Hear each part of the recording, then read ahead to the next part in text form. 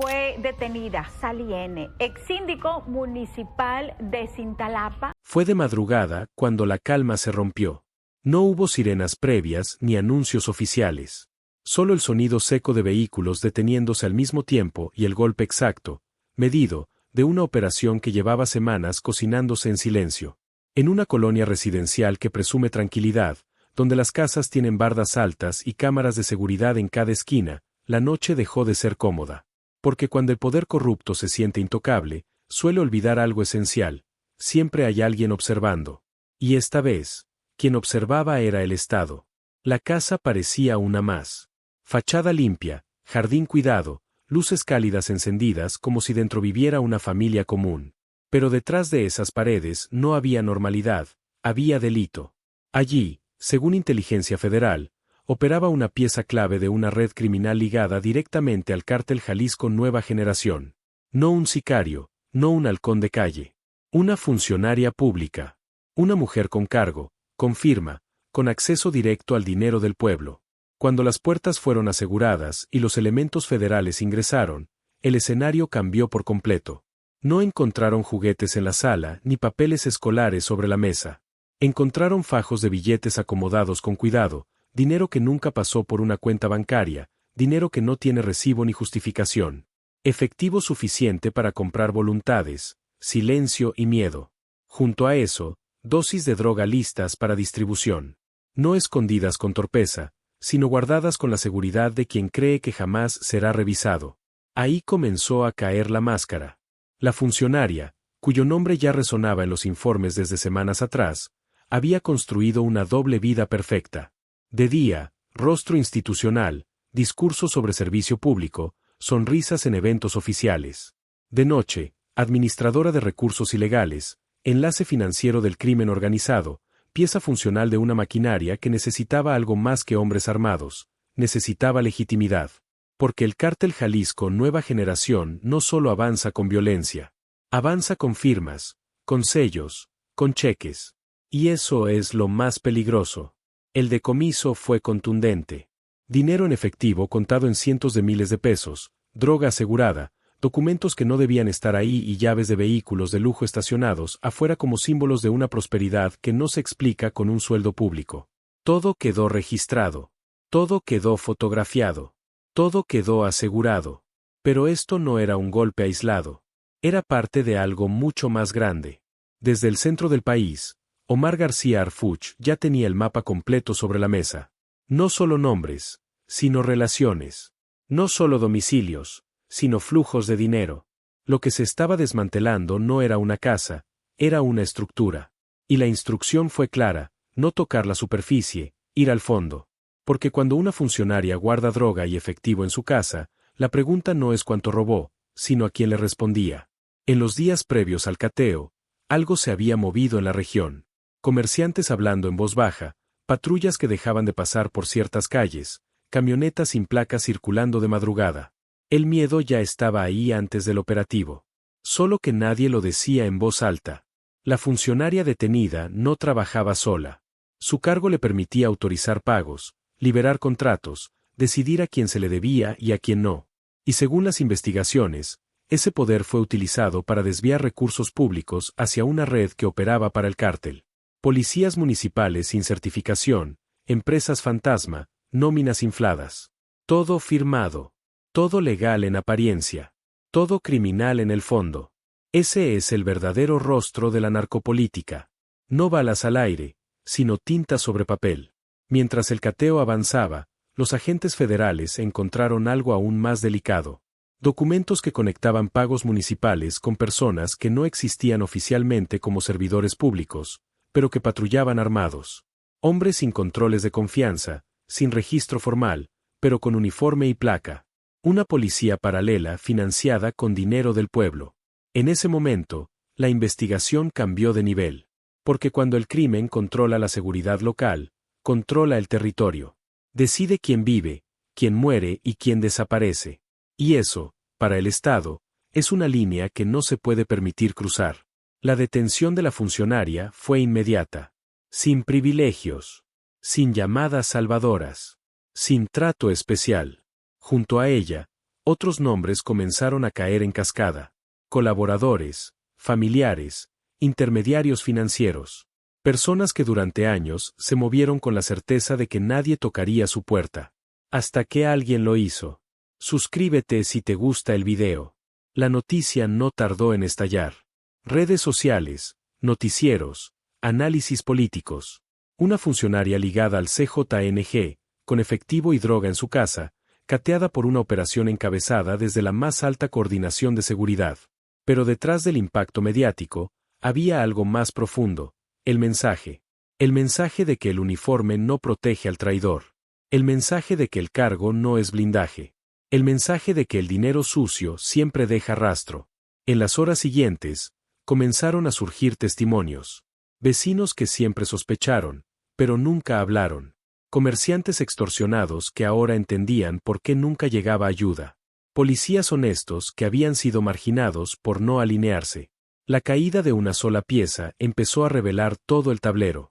Porque el Cártel Jalisco Nueva Generación no se instala en un municipio por casualidad. Llega cuando encuentra puertas abiertas, firmas dispuestas y miedo suficiente para que nadie cuestione. Y en este caso, encontró una funcionaria que no solo aceptó, sino que administró. El dinero decomisado no era un botín aislado. Era parte de un flujo constante. Recursos públicos convertidos en protección criminal.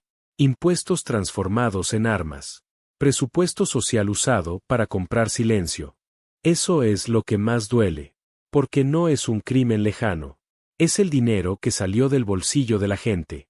Mientras tanto, desde la Ciudad de México, Arfuch no perdió tiempo. La información del cateo activó una segunda fase.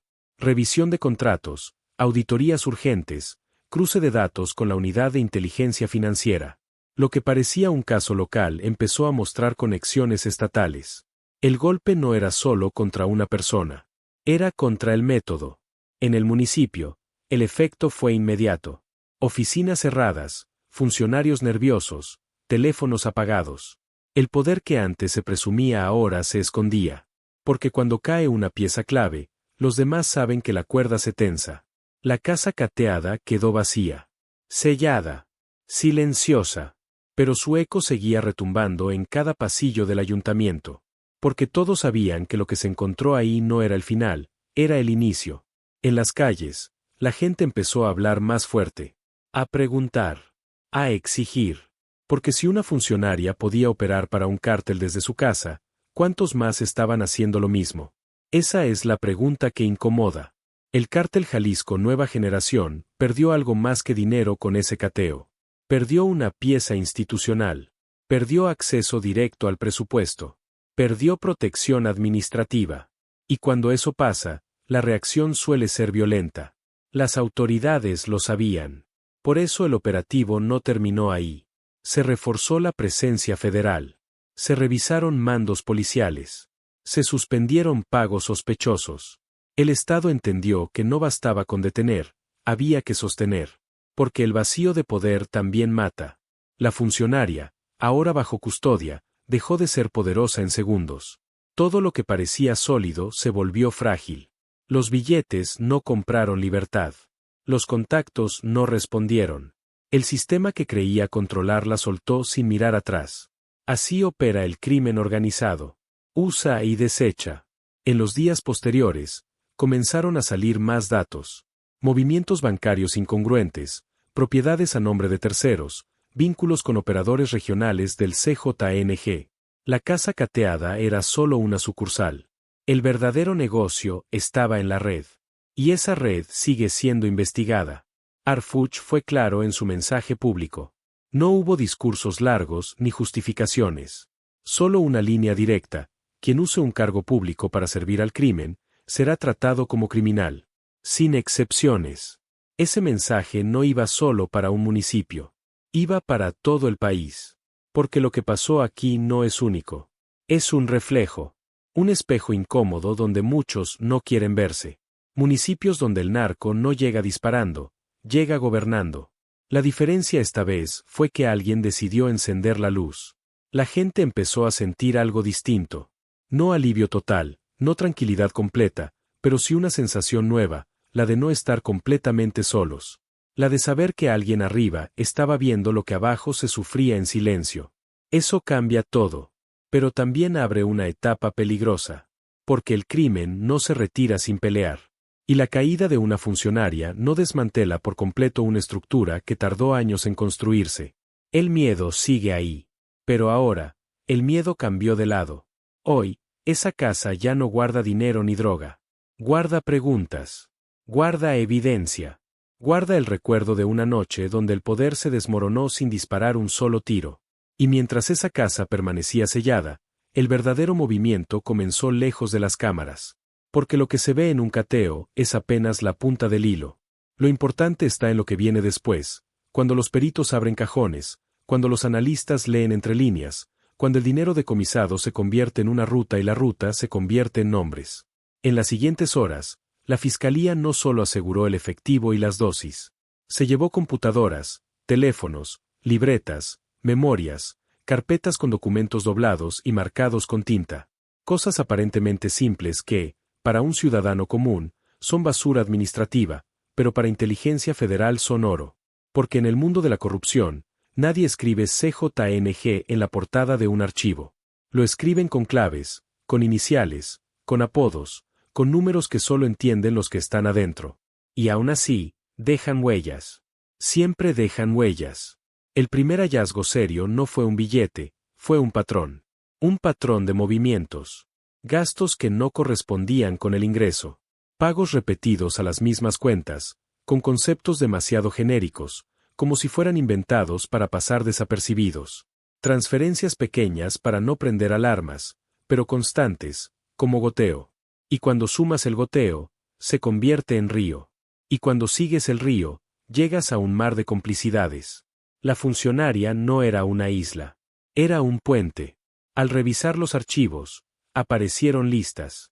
No listas oficiales, no nóminas formales impresas con membrete municipal.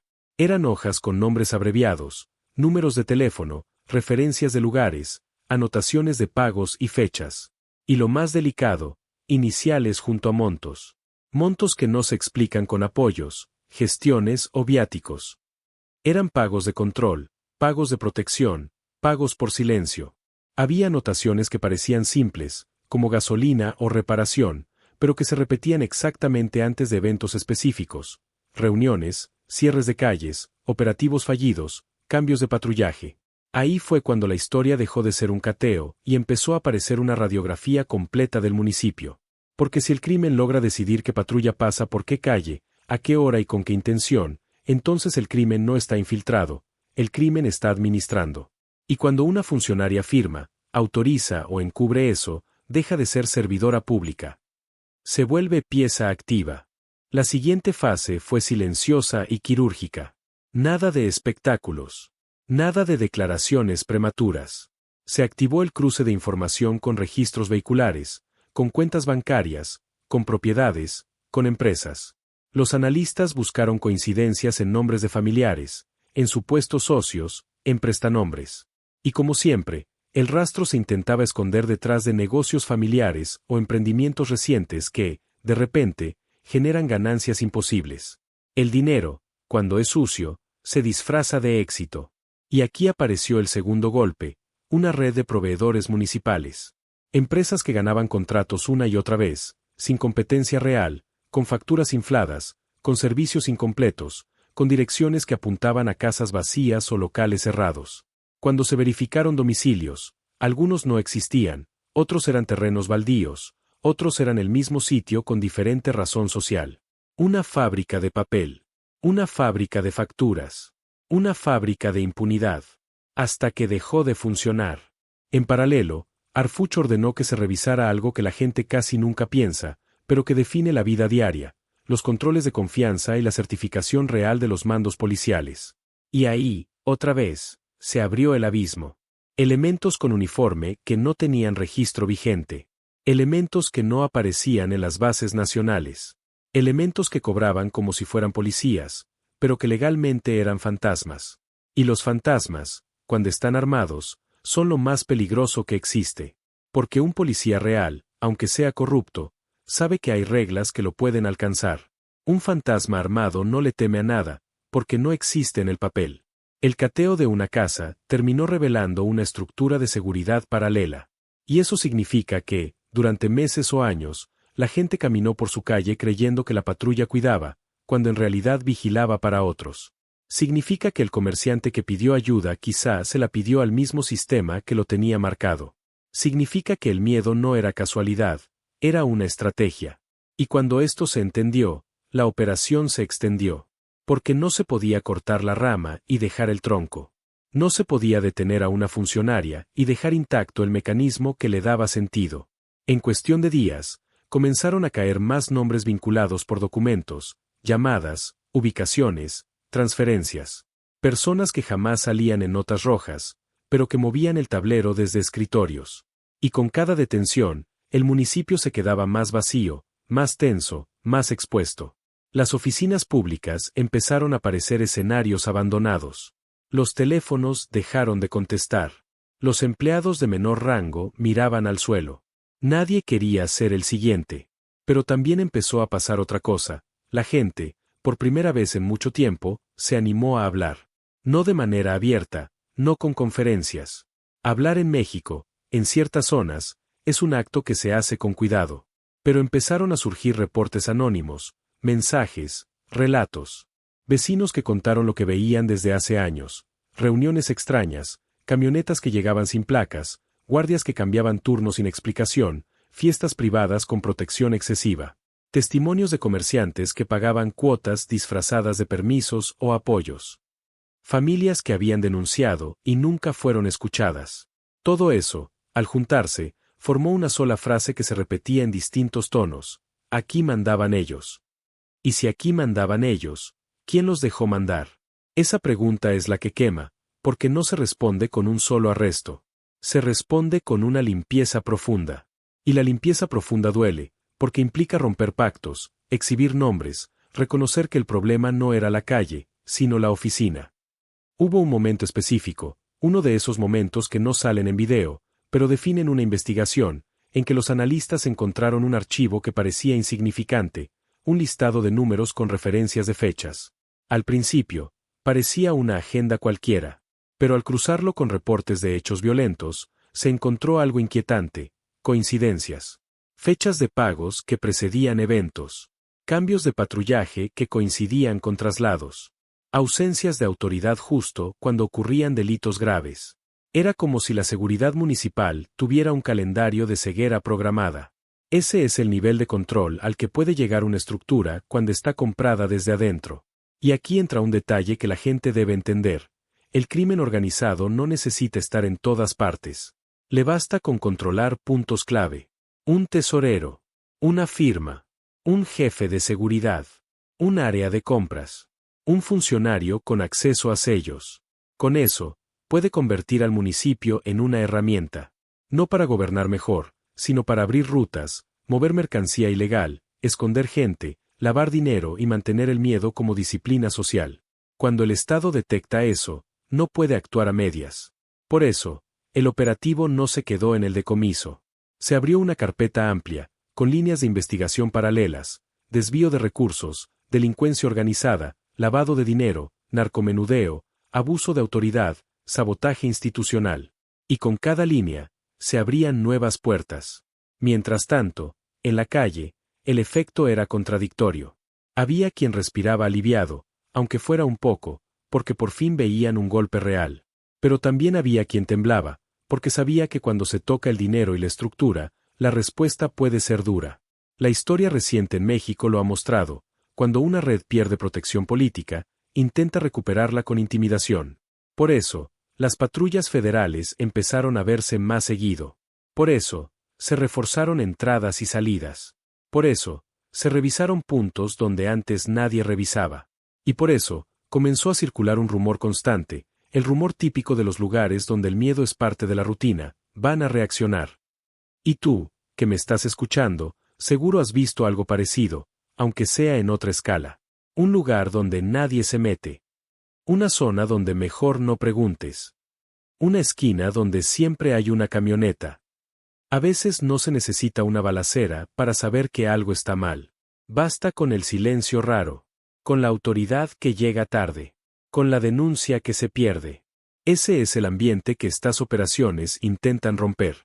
Pero romperlo no es fácil, porque también hay algo que el crimen compra y que no se ve, la costumbre. La gente se acostumbra al miedo. Se acostumbra a no salir. Se acostumbra a no hablar. Se acostumbra a pagar. Y cuando llega un operativo fuerte, aunque sea por justicia, el cuerpo social tiembla porque cambia lo que parecía estable, aunque fuera una estabilidad basada en terror. Y sin embargo, si no cambia, se pudre. A partir del cateo, se ordenó revisar también los patrimonios. No solo de la funcionaria, sino de su círculo cercano. Se buscaron propiedades en otros estados, cuentas a nombre de terceros, vehículos registrados a familiares. Aparecieron camionetas que no correspondían con ingresos. Aparecieron terrenos adquiridos con pagos en efectivo. Aparecieron negocios que declaraban pérdidas, pero operaban con lujo. El patrón era el mismo, el dinero se escondía a la vista, confiando en que nadie se atrevería a tocarlo. Hasta que lo tocaron. Y aquí viene una parte clave. En muchas historias, el crimen parece invencible porque siempre llega antes. Antes de la patrulla, antes de la fiscalía, antes de la denuncia. Pero cuando hay inteligencia bien hecha, el Estado puede llegar primero. Puede llegar sin aviso. Puede cerrar puertas. Puede sorprender. Y eso fue lo que ocurrió. Por eso el cateo fue efectivo. Porque no fue improvisado. Fue construido con paciencia. Ahora, la pregunta era otra. ¿A dónde conducía el hilo principal? Porque una funcionaria puede ser enlace local, pero el cártel Jalisco Nueva Generación no se sostiene con enlaces aislados. Se sostiene con cadenas. Y cada cadena tiene un centro. Un operador regional. Un encargado de plaza. Un administrador de rutas. Un responsable de cobros. Alguien que no sale en fotos, pero que manda. Los agentes empezaron a cruzar números telefónicos encontrados en los dispositivos. Llamadas repetidas a ciertos contactos, mensajes borrados, aplicaciones cifradas. Y aunque muchos intenten limpiar, la tecnología deja rastros. Metadatos, ubicaciones, conexiones, horarios. Con eso, se reconstruye la rutina. Y cuando reconstruyes la rutina, descubres reuniones. Descubres casas de paso. Descubres rutas. El mapa comenzó a llenarse. De pronto, lo que parecía un caso de una casa se volvió un caso de control territorial. Se detectaron puntos donde se movía mercancía ilegal. Se ubicaron zonas de vigilancia. Se identificaron nombres de supuestos policías que no lo eran. Se detectaron pagos cruzados con municipios vecinos. Y ahí, el expediente dio un salto. La red no estaba confinada a un solo lugar. Era un corredor. Y cuando un corredor está controlado, la violencia es la herramienta de disciplina.